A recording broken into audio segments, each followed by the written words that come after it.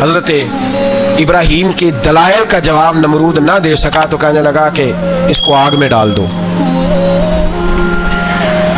कौम गई हुई थी सारी, आपने बात सुनी हुई है, मैंने सिर्फ इशारा देना है। मेले पे तो हजरत सैयदना इब्राहीम अलैहिस्सलाम ने सारे बुत तोड़ दिए, कुल्हाड़ा बड़े बुत की गर्दन पे रखा। वापस आए, कहने लगे बुत किसने तोड़े हैं? तो फरमाया इससे पूछ लो जिसकी गर्दन पे कुल्हाड़ा है। कहने लगे ये तो बोल ही नहीं सकता। तो फरमाने लगे बड़े बेवकूफ हो जो बोलता ही नहीं, सुनता ही नहीं, अपना आप नहीं बचा सकता, उसकी पूजा करते हो? कहने लगे पकड़ो, दलीलें खत्म हो गई, इसको आग में डालो। बहुत बड़ी हवेली 45 फुट मुरब्बा पे मुश्तमिल एक हवेली बनाई गई और 45 फुट ऊंची। मुख्तलिफ रिवायात लामा इस्माइल हक्की कहते हैं कि 3 महीने तक नमरूद ने कहा कि इसके अंदर लकड़ियां डालो। लोग पूछने लगे कितनी दुनिया जलानी है? कहने लगा बंदा तो एक जलाना है, पर बंदा बड़ा तगड़ा है, एक बंदा। 3 महीने लकड़ियां डाली गई। और लोगों की जो तुहम्मात होती है ना वो बड़ी अजीब होती है। तुहम्मात मैंने बड़ी तफसील से रमजान मुबारक में गुफ्तगू की थी। बदशगुनी तुहम्मात लोग लेते हैं, उस वक्त भी लोग तुहम्मात का शिकार हो गए। अकीदा बिगड़ जाता है तो वो अजीबो गरीब बातें करने लगता है, तुहम्मात का शिकार हो गए। बीबियां नजर मानती, मैं बीमार हूँ, अगर सही हो गई तो इतने मन लकड़ी दूंगी हजरत इब्राहीम की आग जलाने के लिए। एक औरत लेके जा रही है लकड़ियां, तो एक नेक दिल आदमी ने उससे पूछा कहाँ जा रही हो? कहने लगी मैंने मन्नत मानी थी तो हजरत इब्राहीम अलैहिस्सलाम को माज़अल्लाह जलाने के लिए लकड़ियां लेके जा रही हूँ। तो वो रब करीम के बंदे कहने लगे तू ढूंढती रहेगी, तुझे वो जगह मिलेगी नहीं। वो बीबी कई महीने घूमती रही, जगह ही नहीं मिली जहाँ लकड़ियां डालनी, मारी गई। तुहम्मात का शिकार हुए बहुत सारे लोग, तुहम्मात का। भाई तुहम्मात दीन के अंदर मना है। तुहम्मात दीन में कोई नजर मानना, कोई किसी बुजुर्ग के मजार पे जाके साले सवाब के लिए कोई चीज मानना, ये तो दुरुस्त हुआ। लेकिन गैर शरई नजरें मान लेना कि मैं आग के गिर्द चक्कर लगाऊंगा, मैं जनाब वहां जाके ये वाला तमाशा करूंगा, मैं धागा बांधूंगा, मैं रस्सा काटूंगा, मैं वहां गंदे औं से पानी पीऊंगा, इनकी शरीयत इजाजत, ये तुहम्मात हैं, बदशगुनी है। दीन में इनकी कोई गुंजाइश। आप नजर मानने से पहले भी किसी आलिम से राब्ता करें कि मैं मन्नत मांगने लगा हूं तो कैसे माननी चाहिए, उसका तरीका पूछें। ऐसे ही गलत चीज की मन्नत थोड़ी मान ली जाएगी। बहरहाल आमदाम पर से मतलब हजरत इब्राहीम के लिए आग जलाई गई। 45 फुट ऊंची आग है, परिंदा भी ऊपर से गुजरता है तो नीचे गिर जाता है जल के। इतने दिन लगा के आग जलाई गई। अब हजरत इब्राहीम को जलाया जाने लगा है। यहाँ तो मौजे है ना, जो किसी इदारे का सरबराह है उसके लिए मौज है, किसी जगह ऑफिसर बन गया तो मौज है, पीर साहब के लिए मौज है, अल्लामा साहब के लिए मौज है, खतीब साहब के लिए मौज है। जलना किसको पड़ता है? बहाली कोई नहीं रहा इल्ला माशाअल्लाह। वो लोग गुजर गए जो तकलीफें सह के काम करते थे, गुजर गया जमाना। हजरत सैयदना इब्राहीम अलैहिस्सलाम को जलाया जाने लगा है, तो अब इतनी बड़ी आग है तो डालें कैसे? शैतान ने तजवीज दी कि मंजनीक बनाओ, मंजनीक, बड़े बड़े बांस बांध के उनके नीचे रस्सा बांधो। वो जिस तरह झूलने के लिए झूला बनाया जाता है, इस तरह एक मंजनीक पुराने जमाने में उसमें पत्थर रख के फेंके जाते थे दुश्मनों पे। वो मंजनीक बनाई गई कि दूर से हजरत इब्राहीम को फेंकेंगे। हाथ हजरत इब्राहीम के बांध दिए, पाँव मुबारक बांध दिए, पूरी जमीन पे एक नाम लेने वाला खुदा का। और उसको आज रस्सियों में जकड़ा हुआ है। जब फेंका जाने लगा ना आग में, तो हूरें रोने लगी, फरिश्ते तड़पने लगे, ए अल्लाह ये क्या होने लगा है? एक तेरा खलील और वो भी आग में। फरमाया जाओ जाके उससे कहो अगर तुम्हारी मदद लेता है तो उसे बचाओ। हवा का फरिश्ता आया, कहा इब्राहीम अगर तू कहे। ओ भाई, इन चीजों को कहानी समझ के ना सुना करें, ये दास्तान नहीं, ये वो तरीके हैं जो हमारे रसूल ने हमें अपनाने का हुक्म इरशाद फरमाया है। जो अकीदे, ये वो नजरियात है जो हमें ओढ़ने को कहा गया। अपने रब करीम की रिजा पे राजी रहने के ये वो खूबसूरत मौके हैं सूफिया ने जिनको बनाकर समझाकर हम तक पहुंचाया है। ये है अहले तरीकत की बातें। वो कहते हैं यार जिस हाल में रखे राजी रहना है। हजरत इब्राहीम अलैहिस्सलाम को फेंका जा रहा है, फरिश्ता आया, ऐ अल्लाह के खलील अगर हुक्म दो तो इतनी हवा चलाऊं कि नमरूदी जल जाए सारे, आग उन पे फेंक दी जाए।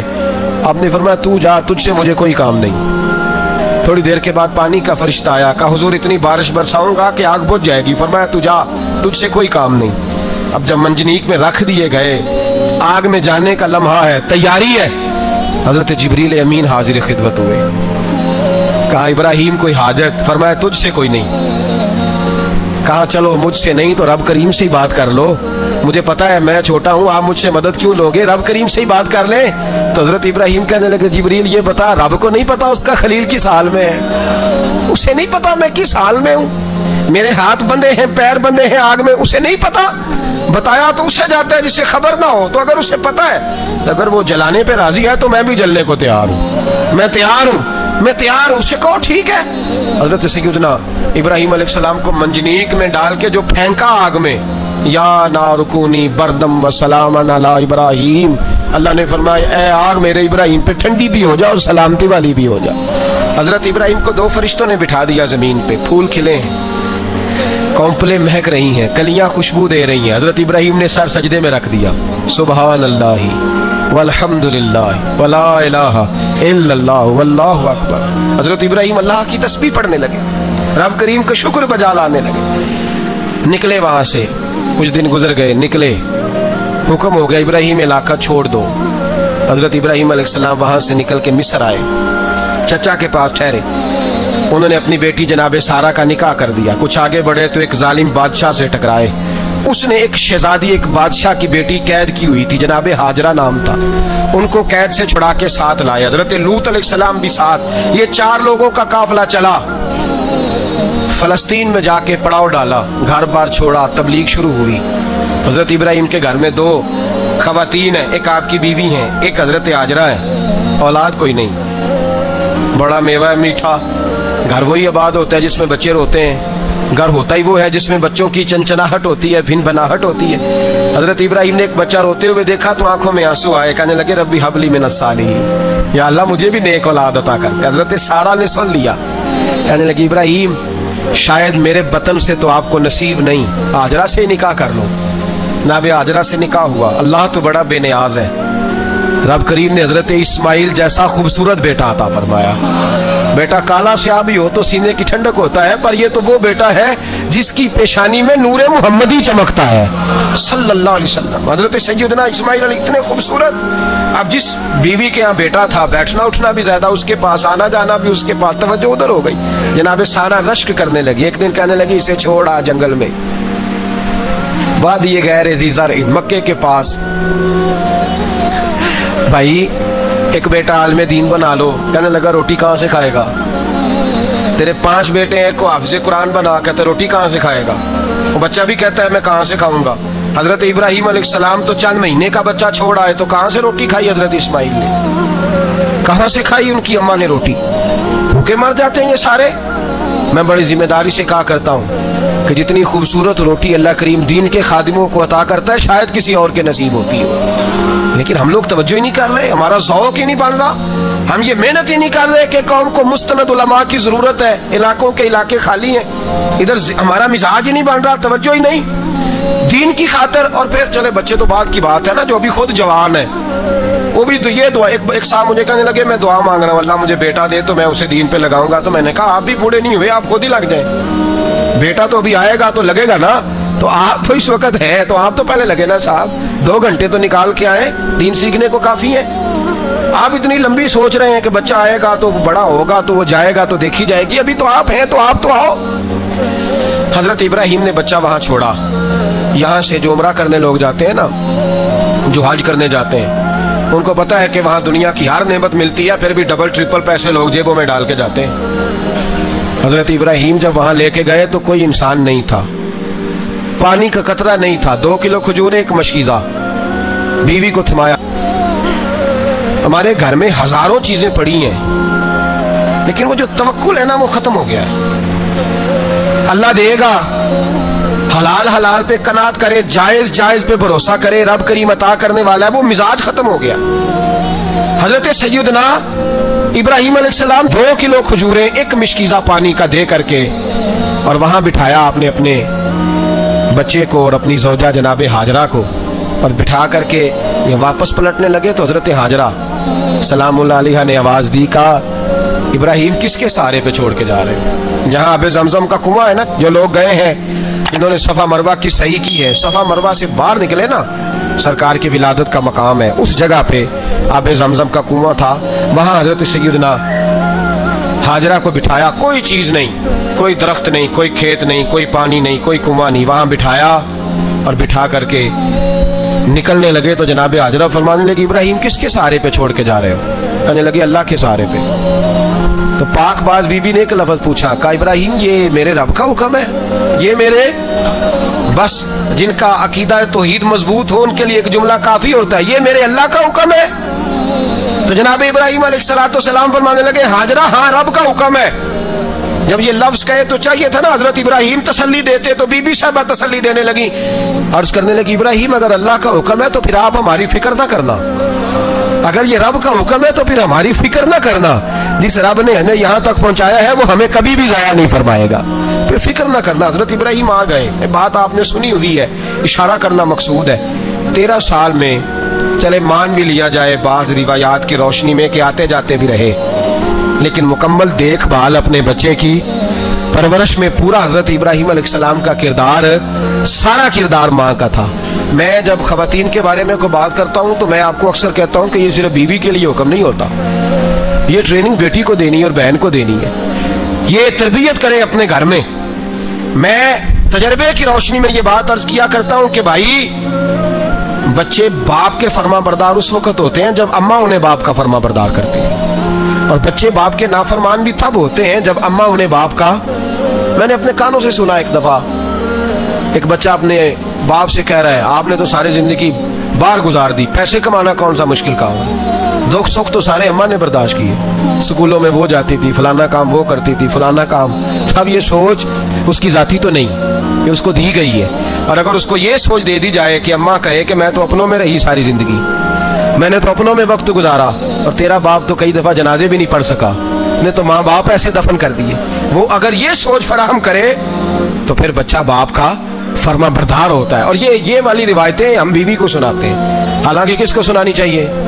بولیے، بہن اور بیٹی کو، بہن اور بیٹی کو سنائیں یہ باتیں، ان کو سمجھائیں تاکہ آگے جا کے وہ جو گھر ترتیب دے وہ گھر بڑا عمدہ اور نکھرا ہوا ہو۔ حضرت سیدنا ابراہیم 13 سال کے بعد آئے، چونکہ گھر میں اللہ تبارک و تعالیٰ کی دوستی کا چرچا تھا، اللہ تبارک و تعالیٰ کی محبوبیت کا غلبہ تھا۔ 13 سال کے بعد فلما بالغ معہ سعیا، بیٹا جب اتنا بڑا ہوا کہ سال چلنے لگا تو حضرت ابراہیم نے اپنے بیٹے کو بلا کے کہا بیٹا مجھے خواب آئی ہے، میں تجھے ذبح کر رہا ہوں، تیری کیا رضا ہے؟ تو حضرت اسماعیل کہنے لگے یا ابت افعل ما تؤمر، ابا جی اللہ جیسے حکم دیتا ہے میرے ساتھ ویسے ہی کریں، جیسے اللہ حکم دیتا ہے ویسے ہی، بولیے، ویسے ہی کریں۔ حضرت حاجرہ کو کہا کہ ایک دوست نے دعوت کی ہے تو وہاں جا رہے ہیں، بی بی مطمئن ہے، تفصیلات کی ضرورت نہیں، ختم بات، اعتبار ہے، مطمئن ہو گئی۔ شیطان پیچھے سے آیا اماں کے پاس، ذرا تھوڑی دیر کے لیے تصور جمائیے، یہاں تو پڑوسن آ کے کوئی بات بتا دیتی ہے خاوند کے بارے میں تو کئی مہینے جھگڑا جاری رہتا ہے، پڑوسن محلے دار۔ شیطان نے آ کے بتایا لفظ کیا ہے؟ کہا حضرت تمہیں پتہ ہے کہاں جا رہے ہیں؟ کہا دوست کی دعوت میں۔ تو کہنے لگے دوست کون ہے؟ رب کریم، اور ابراہیم کا خیال ہے کہ اس رب نے مجھے حکم دیا ہے کہ میں ذبح کروں۔ تو حضرت حاجرہ کہنے لگی کبھی باپ بھی بیٹے ذبح کرتے ہیں؟ تو شیطان کہنے لگا ان کا خیال ہے کہ ان کے رب نے حکم دیا ہے۔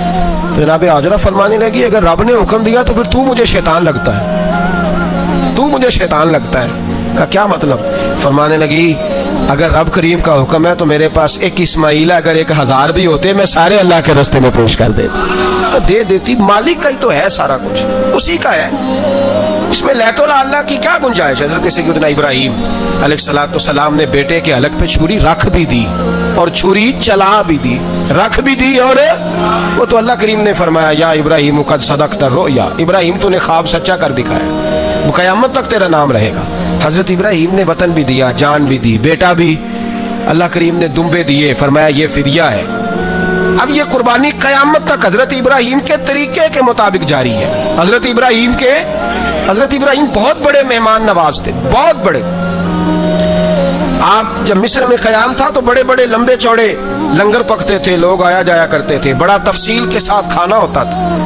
مہمان نوازی آپ کی خاص صفت مبارکہ ہے، ہمارے ہاں بھی مہمان نوازی ہوتی ہے امیروں کی، بلکہ اب تو مہمان نوازی اس طرح کی ہے کہ کل تیری میرے پاس دعوت ہے اور پرسوں میری تیرے پاس ہے، وہی امیروں میں وہ چکر رہتا ہے، پارٹیاں دوست ایک دوسرے کو ڈالتے ہیں، تیری طرف پارٹی، تیری طرف اور اسی انداز میں اب یہ عید آئے گی نا، ٹکا پارٹیاں ہوں گی جگہ جگہ، اور لوگ سوال پوچھنے لگے ابھی سے، کہتے ہیں قربانی کا کتنا گوشت گھر رکھنا جائز ہے، قربانی کا کتنا گوشت گھر رکھنا جائز ہے؟ سارا ہی جی ہاں، اس لیے فریزر لے لے، فریج سے نہیں کام چلے گا، سارا ہی جہاز گھر رکھنا سارا ہی جائز ہے، رکھ لیں۔ او خدا کے بندے، قربانی وہ بندہ دیتا ہے جو سارا سال ہی گوشت کھاتا ہے، صحیح کہہ رہا ہوں؟ قربانی صاحب نصاب، صاحب استطاعت بندہ دیتا ہے نا، تو وہ سارا سال ہی گوشت، تو سارا گھر میں رکھنا بھی جائز ہے، لیکن سارا دے دینا بھی، تو جو آ رہی ہے اس پہ کیوں توجہ کرتے ہو؟ جو دوسرا جائز ہے اس پہ کیوں نہیں عمل کرتے؟ سارا تقسیم کر دیں، بات ختم ہوئی۔ یقین کریں، محرم میں جا کے دوست ٹیلی فون کر کے سوال پوچھتے ہیں، کہتے ہیں صاحب سنا ہے قربانی کا گوشت محرم میں کھانا جائز نہیں۔ میں کہ نہیں، ربیع الاول بھی جائز جے، رجب رمضان تک کھاؤ، کوئی بندہ نہیں منع کرتا، اس لیے کہ کسی کو دینا تو پسند ہی نہیں، یا پھر اس میں سے جو خاص خاص چیزیں ہیں وہ اپنی فریج میں، اور باقی جو ہے وہ دوسروں کے لیے۔ یہ کیا طریقہ ہے ہمارا؟ اور اسی پہ عمل ہے۔ اللہ تبارک و تعالی ہمیں سمجھنے کی توفیق عطا فرمائے۔ حضرت ابراہیم بہت بڑے مہمان نواز تھے، صرف قربانی نہیں دیتے تھے، سارا سال بہت سارا لنگر، بہت سارا کھانا پینا، بہت ساری چیزیں جاری رہتی تھی، اور جتنے غریب لوگ تھے فلسطین کے، ان کو پتا تھا کہ حضرت ابراہیم علیہ السلام کا لنگر جاری ہے فلسطین میں جب آپ کا قیام تھا۔ ایک دفعہ ڈھیروں مہمان آ گئے اور کھانے کو کوئی چیز نہیں، حضرت سارہ اور جناب ہاجرہ دونوں اس وقت موجود تھیں۔ وہ کہنے لگی ابراہیم بہت سارے مہمان آ گئے تو کیا کریں؟ جناب سارہ کہنے لگی کس طرح کر کے ان کی مہمان نوازی کر دیں؟ اور حالات یہ ہیں کہ قحط پڑا ہوا ہے فلسطین میں، مصر میں، دور دراز علاقوں میں۔ تو حضرت ابراہیم کہنے لگے یہ اللہ کے مہمان ہیں اور ہمیں رب کریم کا بندہ سمجھ کے آ گئے، اللہ ہی بندوبست کرے گا۔ فرمانے لگے میرا مصر میں ایک دوست ہے، وہ قحط کے دنوں میں غلہ جمع کر لیتا ہے، میں اس کی طرف پیغام بھیجتا ہوں، مجھے امید ہے وہاں سے غلہ ملے گا۔ 2 3 5 اونٹ والے غلام بلائے اور ان کو کہا کہ جاؤ غلہ لے آؤ مصر کے دوست سے۔ وہ لوگ کہتے ہیں ہم غلہ لینے گئے، وہاں جب پہنچے تو حضرت ابراہیم خلیل اللہ علیہ السلام کا پیغام دیا، تو آپ کا وہ دوست کہنے لگا غلہ تو بے شمار تھا، مجھے خبر نہیں تھی کہ حضرت ابراہیم کا پیغام آئے گا، تو میں تو سارا تقسیم کر چکا ہوں، لوگ لے گئے، اب تو کوئی شے نہیں۔ اب وہ خالی آ گئے 5 کے 5 اونٹ۔ جب خالی آئے تو حضرت ابراہیم کی حویلی کی دیواریں چھوٹی چھوٹی تھیں، ان غلاموں میں سے، خادموں میں سے، آپ کے ان چاہنے والوں میں سے کہنے لگا یار وہ غریب تو انتظار کر رہے ہوں گے کہ غلہ لینے گئے ہیں، ہمیں روٹی ملے گی۔ چھوٹی چھوٹی دیواریں ہیں، وہ جب دیکھیں گے نا خالی آ گئے تو انہیں تکلیف ہوگی، اس طرح کرو بوریوں میں ریت بھر لیتے ہیں، ریت بھر کے لے جاتے ہیں، بعد میں اندر رکھ کے انہیں سمجھا بہلا لیں گے، یا حضرت ابراہیم کو بتائیں گے، وہ خود ہی ان لوگوں کی دل جوئی فرمائیں گے۔ اب غلہ کی جگہ ریت بھر کے اونٹوں پہ رکھ کے لائی گئی، لا کے بوریاں جب رکھ دی گئیں، حضرت ابراہیم علیہ السلام دوپہر کے وقت آرام فرما رہے تھے، بی بی سارہ اٹھی، کہتی ہیں جب میں نے دیکھا نا کہ بوریاں پہنچ گئی ہیں تو گئی، غلام کو ساتھ لیا اور اس کو جب کھولا نا تو کہتی اتنی حسین گندم میں نے پہلے کبھی دیکھی نہیں تھی، اتنا پیارا دانہ میں نے کبھی ملاحظہ ہی نہیں کیا تھا۔ فرماتی ہیں جب اس کو پیس کر چکی میں روٹیاں پکائیں تو خوشبو دور دور تک پھیل گئی، اعلیٰ غذا بنی، بڑے بڑے کھانے بیویوں نے مل کے پکائے، چن دیے گئے۔ حضرت ابراہیم اٹھے تو لوگ کھانا کھا رہے، سجدہ شکر ادا کیا، اور جب سجدے میں گئے تو وہی آنے لگی، پھر رونے لگے۔ جب پلٹ کر باہر تشریف لائے تو جناب سارہ کہنے لگی ابراہیم تمہارا مصری یار بڑا اچھا ہے، اس نے اتنی اعلیٰ گندم بھیجی ہے کہ اتنی تو میں نے پیاری گندم کبھی دیکھی نہیں۔ جناب ابراہیم مسکرائے، فرمانے لگی سارہ یہ مصری یار نے نہیں بھیجی، یہ میرے عرشی یار نے بھیجی ہے، یہ میرے عرشی یار نے بھیجی ہے۔ بھائی مہمان نوازی مزاج تھا، لٹا دینا مزاج تھا، دوسروں کی اشک شوئی مزاج تھا۔ حضرت ابراہیم علیہ السلام کا طریقہ ہے قربانی، حضور نے ان کا طریقہ بیان کیا۔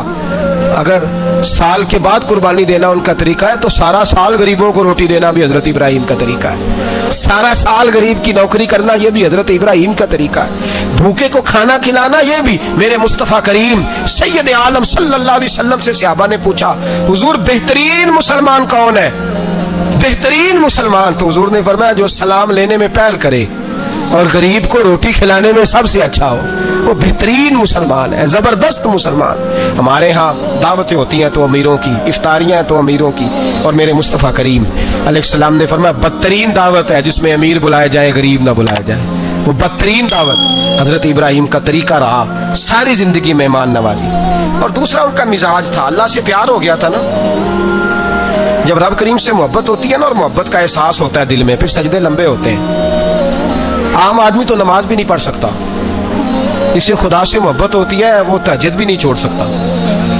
वो ये मोहब्बत की बात है ना, जिसको प्यार होता है उसकी तहज्जुद भी है, उसकी इशराक भी है, चाश्त भी है, उसके उम्रे भी हैं, उसके हज भी हैं, उसके बार बार काबतुल्लाह के दीदार भी हैं। ये मोहब्बत इलाही है, जोश मारती। इन लोग सजदा करते हैं तो उठते ही नहीं, अल्लाह के बंदों से प्यार करते हैं। अल्लाह की हजरत इब्राहिम को रब करीम से इतनी मोहब्बत थी, इतना प्यार था कि वो आपकी जिंदगी के हर पहलू से छलकता था। एक वक्त ऐसा आया कि अल्लाह ताला ने हजरत इब्राहिम को बहुत ज्यादा माल अता फरमाया। इतने ऊंट गिने नहीं जाते, गायें इतनी ज्यादा कि शुमार नहीं होती, बकरे बकरियां इतनी ज्यादा कि शुमार, बहुत ज्यादा माल अल्लाह ने अता फरमाया। और अभी कुछ अरसा पहले आप पीछे जाए ना, तो जो लफ्ज़ माल था वो रुपए पे तो बोला ही नहीं जाता था, वो जानवरों पे बोला जाता था। बहुत ज्यादा माल अल्लाह ने दिया, बकरियां, गायें, ऊंट, बैल, बड़ा कुछ। तो रब करीम ने फरिश्तों से फरमाया कि वत्तखज़ल्लाहु इब्राहीम खलीला, इब्राहिम मेरा दोस्त है। तो फरिश्ते कहने लगे, या अल्लाह जिसे इतना कुछ दिया जाए उसने दोस्त तो बनना ही होता है, तो नवाजा ही बड़ा है, इतना माल, इतने खेत खलियान, इतना कुछ। अल्लाह करीम ने फरमाया जाओ आजमाइश कर लो, इम्तिहान ले लो। फरिश्ता इम्तिहान लेने पहुंच गया। हजरत इब्राहिम के जानवर चर रहे हैं चरागाह में, हजरत इब्राहिम भी हैं, गुलाम भी हैं, बहुत बड़ा रेवड़ है। आप तशरीफ फरमाए। एक फरिश्ता आया तो खेत में छुप के बैठ गया और बुलंद आवाज से कहने लगा, सुबहान अल्लाह वल्हम्दुलिल्लाह वला इलाहा इल्लल्लाह वल्लाह। ये तस्बीह बड़ी पसंद है, महबूब ने इनकी फजीलत बयान की। अब वो हजरत सैयदना इब्राहिम अलैहिस्सलाम खड़े थे तो वो खेत में बैठ के तस्बीह पढ़ने लगा, सुबहान अल्लाह वल्हम्दुलिल्लाह वला इलाहा इल्लल्लाह। हजरत इब्राहिम कहने लगे, ये मेरे रब का नाम कौन ले रहा है? बड़ी इसकी मीठी आवाज है, बड़ी, कौन है? ढूंढने लगे, घूमते घूमते उसके पास चले गए। फरिश्ता इंसानी शक्ल में, तू मेरे रब का जिक्र कर रहा था? उसने कहा मैं ही कर रहा था। फरमाने लगे, यार एक दफा फिर नहीं करता? तो कहने लगा, इब्राहिम पहले तो मैं अपनी मर्जी से कर रहा था, तू कहता है तो पैसे लगेंगे, पैसे हैं तो कर देता हूँ। हजरत इब्राहिम कहने लगे, बोल तू क्या लेगा? मेरे अल्लाह का जिक्र सुनाने का क्या लेगा? कहने लगा, जितनी बकरियां आप चला रहे हैं सारी दे दे तो मैं अल्लाह का जिक्र सुना देता हूँ। और आपने फरमाया बस जा, तेरी सारी हुई, मेरे रब का जिक्र सुना। और फिर शुरू हो गया, सुबहान अल्लाह अल्हम्दुलिल्लाह वला इलाहा इल्लल्लाह वल्लाहु अकबर। हजरत इब्राहिम अलैहिस्सलाम कैफ में, यार फिर जरा सुना, ना इल्मा विच फसा सानू, तू यार दी गल सुना सानू, जरा दोबारा सुना। फिर सुनाया, एक दफा फिर कहा। फरिश्ता कहने लगा, बस जी आपके पैसे पूरे हो गए। हजरत इब्राहिम कहने लगे, चल एक दफा और सुना। कहने लगा, पैसे लगेंगे, तू क्या लेगा? कहने लगा, गायें भैंसे सारी मेरी। फरमाया बस यार इतनी कीमत, तू सुना सही, सारा कुछ ही तेरा। फिर शुरू हो गया, सुभान अल्लाह वल्हम्दुलिल्लाह वला इलाहा इल्लल्लाह वल्लाहु अकबर। गायें दे दी, भैंसे दे दी, वो जिक्र सुनाता है। हजरत इब्राहिम कभी मचलते हैं, कभी रोते हैं, कभी आहें भरते हैं, तू मेरे रब का नाम ले रहा है, जरा फिर से ले। कैफ जारी है। कहने लगा, बस भाई। हजरत इब्राहिम फरमाने लगे, तू और ले ले जो लेना है, मुझे जिक्र सुना। उसने कहा, इब्राहिम बकरियां मैं ले चुका, गाय भैंसे मैं ले चुका, ऊंट रह गए, सारे ले लूंगा फिर जिक्र सुनाऊंगा। फरमाया जा, तेरा हुआ तू जिक्र सुनाता रहे, मैं देता हूँ। दे दिया, कुछ देर जिक्र किया तो अब खामोश हो गया। हजरत इब्राहिम खलीलुल्लाह अलैहिस्सलाम फरमाने लगे, जिक्र सुना। कहने लगा, इब्राहिम अब तेरे पास देने को क्या है, हर चीज तो मैं ले चुका। आप फरमाने लगे, ये गाय भैंसे बकरियां चराने के लिए तुझे कोई नौकर मुलाजिम भी तो चाहिए ना, तो इस तरह कर, मुझे रख ले, मैं रोटी नहीं मांगूंगा, खाना नहीं मांगूंगा, तो अल्लाह का जिक्र सुनाता रहना, मैं तेरे जानवरों की नौकरी करता रहूंगा। हजरत इब्राहिम अलैहिस्सलाम ने जब ये कहा ना, फरिश्ते की आंखों में आंसू आ गए। तरदामनी पे शेख हमारी ना जाइए, हम दामन निचोड़ दें तो फरिश्ते वुजू करें। फरिश्ता रो पड़ा और कहने लगा, इब्राहिम मुझे सीने से लगाओ, आप वाकई इस काबिल है कि अल्लाह आपको अपना दोस्त बनाए, वाकई इस काबिल है कि रब आपको अपना। हजरत इब्राहिम अलैहिस्सलाम का खुदा से मोहब्बत करने का निराला अंदाज। और मेरे भाई, यही मोहब्बत उन्हें मेरे मुस्तफ़ा से भी थी। एक नबी घर बना रहा है, दूसरा बनवा रहा है। हजरत इस्माइल अलैहिस्सलाम पत्थर उठा उठा के ला रहे हैं, जनाब इब्राहिम बना रहे हैं। जब खाना काबा बन गया तो कहने लगे, रब्बना वब्अस फीहिम रसूला, ऐ अल्लाह अब इसे बसाने के लिए अपना आखिरी रसूल भी अता फरमा। नबी पाक फरमाते हैं, मैं दुआ हूँ हजरत इब्राहिम की।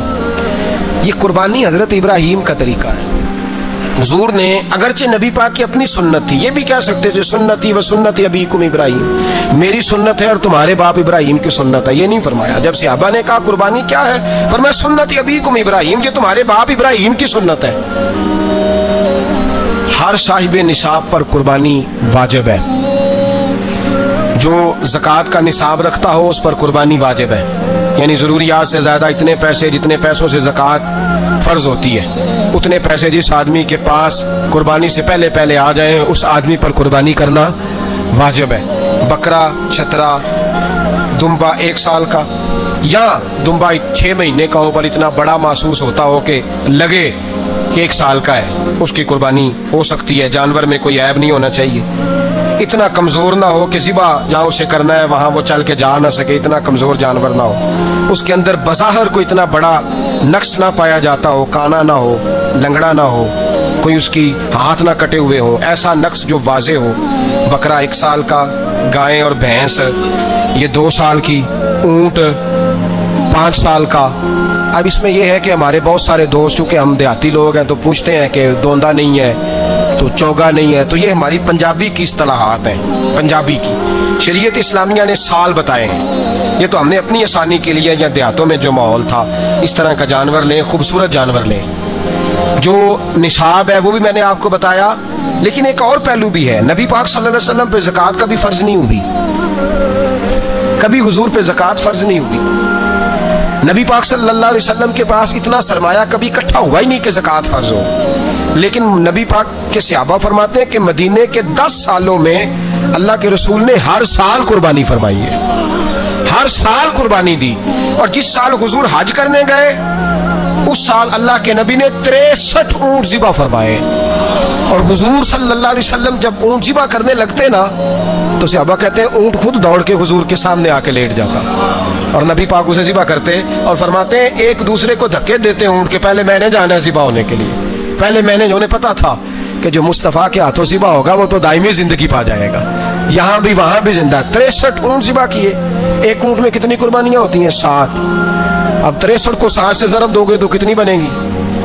और फिर नबी पाक सल्लल्लाहु अलैहि वसल्लम ने 10 साल मदीना मुनव्वरा में कुर्बानी दी, हर साल। अब वो 63 ऊँट, एक ऊँट में 7 कुर्बानियाँ, हर साल यहाँ कुर्बानी। और मौला अली शेर खुदा फरमाते हैं नबी पाक 2 कुर्बानियाँ देते। मैंने कहा हुजूर 2 जानवर ज़िबा कर रहे हैं आप, तो हुजूर ने फरमाया एक मेरी तरफ से, एक मेरी उम्मत की तरफ से, गरीबों की तरफ से। और हजरत अली को हुजूर ने वसीयत फरमाई तू 2 दिया करेगा।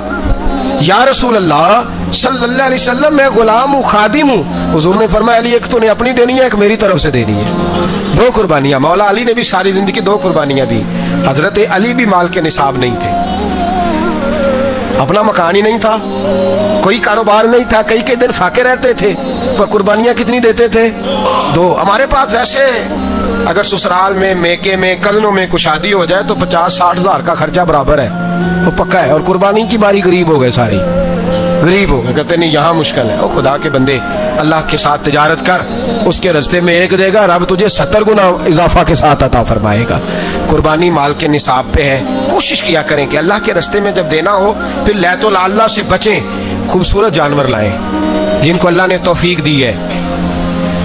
उनके लिए नसीहत है जिनको अल्लाह ने तौफीक दी। मैंने अपने हज़रत साहब को देखा है, वो कहते थे कई जानवर अल्लाह ने बड़ा नवाजा है। कहते एक मेरा है, एक मेरे माँ का, एक मेरे बाप का है, एक मेरे फलां उस्ताद साहब का, एक मेरे पीर साहब का है। ये जानवर गौसे आदम जिलानी का नाम का दे रहा हूँ। और फिर एक बड़ा खूबसूरत जानवर बंधा होता और हजरत खुद उनको चारा डाल रहे होते, तो हुजूर ये क्या है? फरमाने लगे ये मैं रसूलुल्लाह के नाम पे कुर्बान करूँगा, ये नबी पाक के नाम पर कुर्बान किया जाएगा। जिनको अल्लाह ने हैसियत दी है वो कोशिश करें अपने महबूब की तरफ से भी कुर्बानी करें, नबी पाक के नाम की कुर्बानी दे। खूबसूरत सा जानवर प्यारा, फिर उसकी खिदमत हो, फिर उसकी कुर्बानी दी जाए और नबी पाक के नाम पर कुर्बानी दी जाए। हुजूर ने खुद वसीयत फरमाई हज़रत अबू बकर सिद्दीक को, कुर्बानी बड़ा हसीन अमल है। और मेरे नबी पाक सल्लल्लाहु अलैहि वसल्लम ने नाराज़गी भी फरमाई, जरा खूगर हमद से थोड़ा सा गिला भी सुन ले। मेरे हबीब ने फरमाया जो ताकत के बावजूद कुर्बानी ना करे वो हमारी ईदगाह में ईद की नमाज पढ़ने ना आए, वो ना आए। और या रसूलल्लाह जो करेगा, फरमाया कुर्बानी के जानवर का खून का कतरा बाद में जमीन पे गिरेगा, अल्लाह उसके सारे गुनाह पहले माफ फरमा देगा, अल्लाह उसके सारे गुनाहों को बख्शेगा। कुर्बानी करें, खूबसूरत अंदाज में करें, अल्लाह की रजा के लिए। बुजुर्गों ने लिखा है 3 हिस्से करो गोश्त के, एक घर में रखो, एक रिश्तेदारों में बांटो, पड़ोसियों में बांटो, और तीसरा फकत गरीबों को दो। لیکن میں اکثر یہ سوچتا ہوں کہ ہمارے ہاں قربانی کرتا ہی وہ ہے جن کے گھر میں ہر جمعرات کو چھوٹا گوشت پکتا ہے، اور جن کے گھر میں ہفتے میں 3 دفعہ مرغی کا گوشت پکتا ہے، وہی تو قربانی دینے کے قابل ہوتے ہیں۔ تو وہ بھی اگر قربانی کے بکرے میں سے بھی تیسرا رکھنا چاہیں تو اجازت تو ہے، میں نے کہا سارا رکھنے کی بھی اجازت ہے، لیکن اگر آپ مہربانی کریں، کوشش کریں کہ یار ہم تو سارا سال ہی کھاتے ہیں، اور ہمارے یہاں جو گوشت تقسیم ہوتا ہے نا وہ بھی باری لگی ہوئی ہے، ادھر سے پلیٹ آئی تھی گوشت کی تو ادھر سے بھر کے چلی گئی، بھئی اس نے کی ہے، اس کو بار بار گوشت دینے کا کیا مطلب ہے؟ آپ یہ دیکھیں عزیزوں میں، رشتہ داروں میں، اور میں اگر تھوڑا سا آپ کی توجہ کرانے میں کامیاب ہو جاؤں تو سفید پوش لوگوں کو دیکھیں، کچھ سفید پوش ہیں، سفید پوش جن کے اوپر قرضے ہیں، بیماریوں نے جکڑ لیا ہے، گھر میں بڑے بڑے سخت مریض آ گئے ہیں، سفید پوش پہلے دیا کرتے تھے۔ آپ ان سے پوچھتے ہیں صاحب قربانی، تو بات کو ٹالتے ہیں، وہ کہتے ہیں سوچ رہا ہوں کوئی حصہ ڈال جائے، پردہ پوشی کرتے ہیں، کہتے ہیں کہیں حصہ رکھا ہوا، پردہ پوش۔ اکثر وہ لوگ قربانی نہیں دے پاتے، اکثر دیا کرتے تھے اب نہیں دے پا رہے، کیوں؟ اس لیے کہ مشکلات ایسی آ گئیں۔ ان لوگوں کا خیال کریں، ان کے گھروں تک گوشت پہنچا کے آئیں، ان پر توجہ کریں۔ وہ سفید پوش آدمی کبھی ذکر نہیں کرے گا۔ کچھ تو ایسے ہیں جو خود پہنچ جاتے ہیں کہ ہمیں گوشت دیا جائے، لیکن کچھ سفید پوش ہیں لا یسألون الناس الحافا، اللہ فرماتے ہیں کچھ لوگ لپٹ لپٹ کے سوال نہیں کرتے، سفید پوشی کا بھرم رکھتے ہیں، کا مزاج نہیں۔ ان کی طرف دیکھیں، اپنے رشتہ داروں کو دیکھیں، خاص کر ان رشتہ داروں کو دیکھیں جن کا آپ کو پتہ ہے کہ غریب ہیں، مجبور ہیں، ان کے گھروں میں گوشت بھیجیں۔ غریب بیٹیوں، غریب بہنوں کا خیال کریں، اس طرف متوجہ ہوں، ان کے ساتھ اس نے سلوک کریں، اس طرف آپ لوگ خیال کریں۔ اللہ ہمیں سمجھنے کی توفیق عطا فرمائے۔ اگر آپ نے ابھی تک ہمارا چینل سبسکرائب نہیں کیا تو فوراً سبسکرائب کیجئے، ساتھ ہی بیل آئیکن پر کلک کریں تاکہ مزید ویڈیو آنے والی وقت پر ملتی رہیں۔ اللہ حافظ۔